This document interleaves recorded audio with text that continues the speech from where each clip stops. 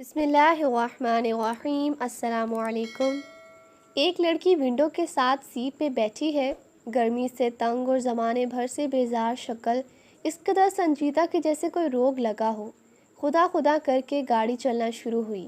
تھوڑی ہوا لگنا شروع ہوئی تو گرمی کا احساس کم ہوا۔ اس نے ایک نظر ادھر ادھر دیکھا۔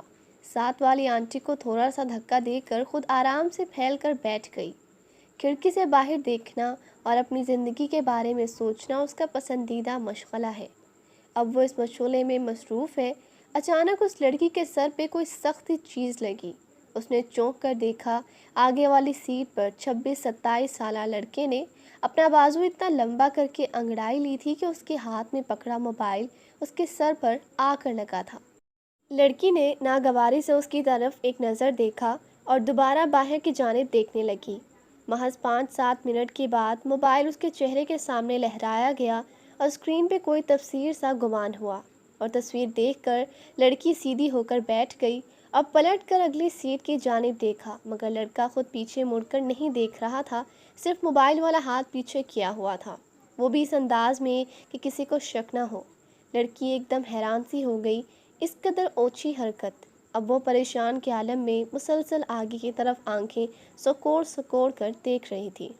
اب لڑکی نے اپنا نمبر ڈائل کر کے ایک بار پھر موبائل پیچھے کیا۔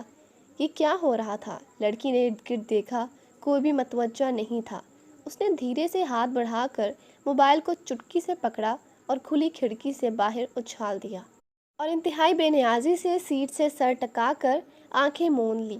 لڑکی کو یقیناً پہلے پہل تو سمجھ نہیں آیا ہوگا کہ اس کے ساتھ کیا ہوا، مگر حواس بحال ہوتے ہی اس نے شور مچا دیا کہ پیچھے والی سیٹ سے کسی نے اس کا موبائل ہاتھ سے چھین لیا ہے۔ ساری بس متوجہ، مگر لڑکی خاموش، تماشائی۔ وہ شاید لڑکی کی جرأت و برداشت کو آزما بیٹھا تھا۔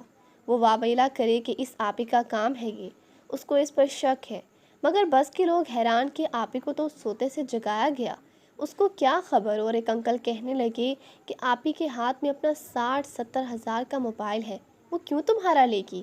اور آپی کا لہجہ اتنا ہموار اور پریشانی سے لبریز کہ شک کی گنجائش ہی نہیں۔ وہ لڑکا سارے سفر میں پریشان رہا۔ موبائل آسمان نگل چکا تھا یا زمین اس کی سمجھ سے باہر تھا، مگر اس کو بھرپور یقین تھا کہ موبائل اس لڑکی نے ہی آگے پیچھے کیا ہے، مگر کہاں؟ اس کا چہرہ اتنا بڑا سوالیہ نشان تھا۔ وہ اس قدر پریشان تھا کہ بار بار پیچھے مڑ کر دیکھ رہا تھا۔ آنسو آنکھوں سے باہر نکلنا ہی چاہتے تھے، مگر حالات اتنے مشکل تھے، سمجھ ہی نہیں پا رہا تھا سبق۔ اگرچہ لڑکی نے موبائل اس کو دے دیا تھا، اور اب امید تھی کہ وہ اس کو ساری عمر کے لیے یاد بھی رکھے گا، اور موبائل نمبر خود پیش کرنا تو دور کی بات، کسی کے مانگنے پہ بھی 10 بار سوچ کر دے گا۔ روڈ پر موبائل پڑا نظر آئے تو جان لیں کہ اس کے مالک کے ساتھ کیا بیتی۔